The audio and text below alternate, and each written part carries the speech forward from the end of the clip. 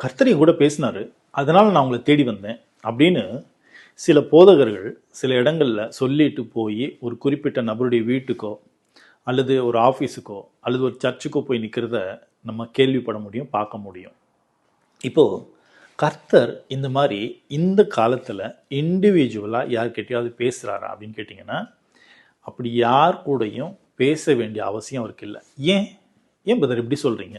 Because வேதாகமம் அப்படின்னு ஒன்று கொடுக்கப்படாத, முழுமை அடையாத ஒரு காலகட்டம் வரைக்கும் தான் தேவன் தன்னுடைய மக்களை தன் வார்த்தையை கேட்க வைக்கிறதுக்கு ஒரு சில நபர்களை தீர்க்கதரிசிகள் அப்படின்னு சொல்லி யூஸ் பண்ணார். புதிய ஏற்பாட்டு காலம் வந்தப்ப அப்போஸ்தலர்கள் 12 பேரை யூஸ் பண்ணாரு. அதுக்கப்புறம் மெய்ப்பர்கள், போதகர்கள் இப்படின்னு ஒரு செட் ஆஃப் பீப்புளை ரெடி பண்ணார்.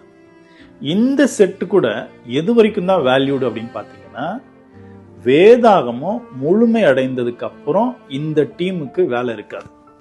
எப்படி? வேதம்னு ஒன்று இல்லாதப்பதான் ஒரு மனுஷன் தேவனோட நாம இணையறதுக்கு ஹெல்ப் பண்ண முடியும். எப்போ வேதம்னு ஒன்று நம்ம கையில் வந்துருச்சோ, அதுதான் தேவன் பேசி இருக்கக்கூடிய எல்லா வார்த்தைகளுடைய ஒட்டுமொத்த தொகுப்பு. இப்போ இந்த வேதத்துக்குள்ள இருந்து தான் படிச்சு நாம புரிஞ்சு நடக்க வேண்டிய வழியை தெரிஞ்சுக்கணும்.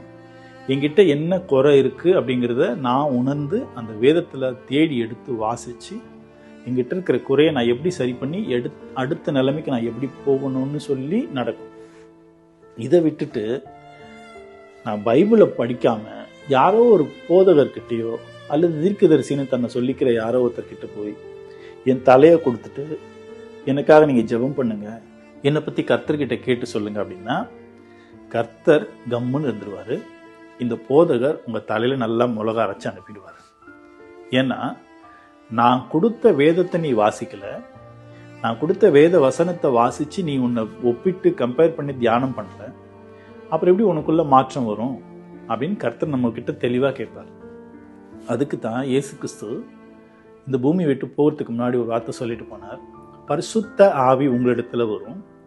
அப்படி வரும்போது உங்ககிட்ட பாவத்தை குறித்தும் நீதியை குறித்தும் நியாய தீர்ப்பை குறித்தும் கண்டித்து உணர்த்துவார் அப்படின்னு சொல்லி ஒரு அழகான ஒரு வசனத்தை சொல்லியிருப்பார். அப்போ பரிசுத்த ஆவி வந்துச்சு அப்படின்னா நம்மளுக்கு எந்த மனுஷனா இருந்தாலும் சரி, கிறிஸ்துவை ஏற்றுக்கொண்ட நபர் எப்பேற்பட்ட ஒரு நபராக இருந்தாலும், அவர் தனி மனுஷனா இருக்கலாம், போதகராக இருக்கலாம்,